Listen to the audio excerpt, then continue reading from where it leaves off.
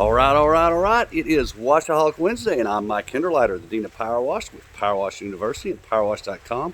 And today I'm working from my home, and I just happened to look out the back window a while ago, and right here over my right shoulder, right there in front of that burn pile, was a coyote just staring at the house. And it's like 2 in the afternoon, man. That's always like kind of freaks my wife out. I think it's kind of cool to see wildlife running around and stuff. But I was playing a joke on her the other day, and I told her those were prairie wolves.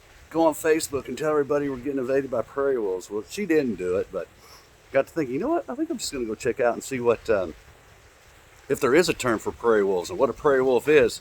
But believe it or not, that's a coyote. It's a prairie wolf. Lewis and Clark actually named them prairie wolves when they first were venturing across the U.S. there. So I thought it was kind of cool. Kind of a mistake on my part or accident that I actually came up with that name, but I thought it was cool. So anyway, today I want to talk about learning to control criticism and not stepping out of bounds and pushing and being so critical of others.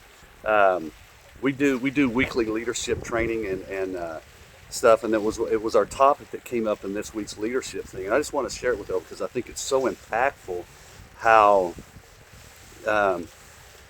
we can be raised or be victims. I shouldn't say victims a lot, but be habitual criticizers of others rather than taking the time to step into the other person's shoes and kind of think what's going through their head. Because the thing that it comes down to is that you never really know what another person is thinking or why they're doing the things that they do.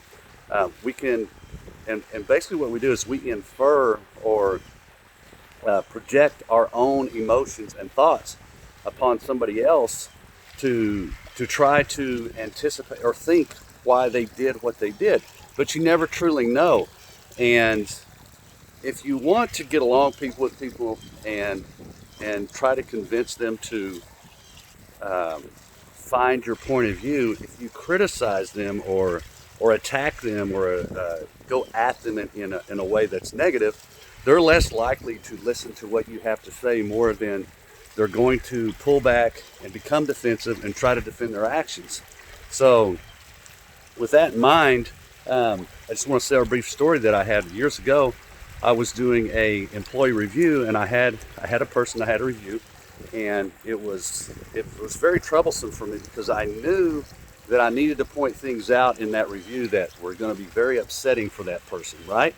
So what I literally spent a good part of the night not sleeping because I was like, how am I going to present it to this person? They were key to my staff. I knew I was going to upset them, and it just kept running this through my head over and over and over. And it finally dawned on me that, hey, this person actually owns what they do. They love what they do, and they don't take well to criticism. So once I pointed that out and had them realize that was a problem and that I wasn't able to present my case to them and show them what they needed to do to be better, because that was my true intent. Once I explained that and put it before them in that manner, they just came very open to my concerns and my comments, and it was a very good meeting from that point forward, and from every conversation we've had since. It's been very helpful.